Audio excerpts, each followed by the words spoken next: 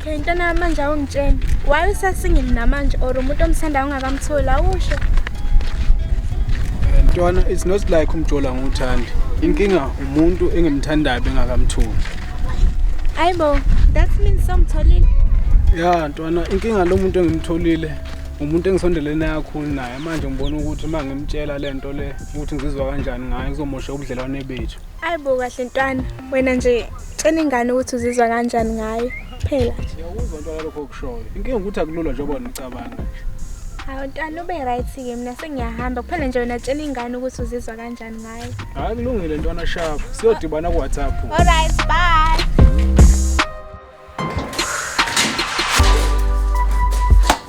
Hawu soze wabuya ulokhu uthi ushaya umoya kanti ubheka abafana. Hayibo kahle andi kungisukela. Ngazi kahle phela wena mawuye ngapha ngendlu usuke ubheka usipha. Uke utheni nje namhlanje uke wambona nje yena. Ngimbonile yena and ngisema ngimbuza ukuthi wayengajuli. Wangitshela ukuthi khona umuntu ambonile futhi akaze akusho igama lakhe. Utheni manje kimi? Hayi ngiyakutshela we uthe kodwa ke uyanqena ukumtshela ngoba nakhe enqena ukuthi kuzokoneka ubudlelwano phakathi kwabo. Ubudlelwano phakathi kwabo? Ya uthe futhi basondelene kakhulu naloyo muntu. Wena kungani ungamtshela ukuthi awusafuna ukuba intwana yakhe usufuna ukuthandana naye? What if usho wena nje ukuthi enalo umuntu usondelene kakhulu naye? What if yakasho mina?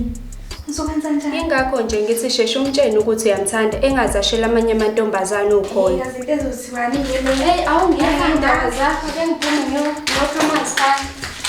Hawu wenkabe yamini ngase ngitshela ukuthi leli iqhinga lokuthi uzenze umngane wayo intombi before ishele liyabheda. Ngiyazi mngani wami, but ngikholwa this time angithi lizosebenza.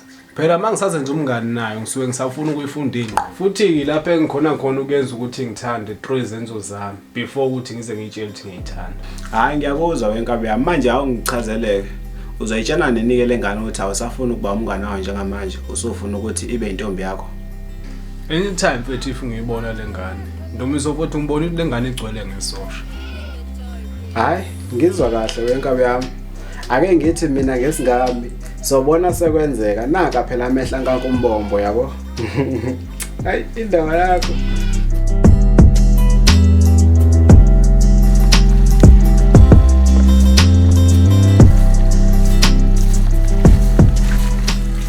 Ngixolisa ukulindisa isikhathi eside lwandle. Ubuthe ufuna ungibona. Hawu okay akunankinga. Hawu yazi nento ebengifisa ukukutshela yona yazi.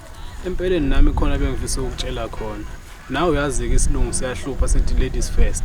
So sungaqala. Lokho engizokusho siphakeme. Ngiyethemba ubungalindela ukuzwa. But ke nami ngiphoqwa inhliziyo ukuthi ngikusho.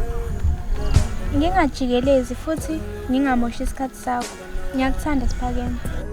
Futhi indlela engikuthanda ngayo ichazeki. Okuyiyona ezokwenza ukuthi ngalokho ngichaze into eziningi. Bengifisa ukuthi sibe ngabantu abasebudlelaneni.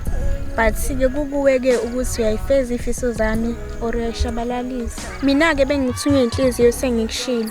Kodwa ke uma ifiso zami zishabalele, inhliziyo yami siyolala ngenxeba.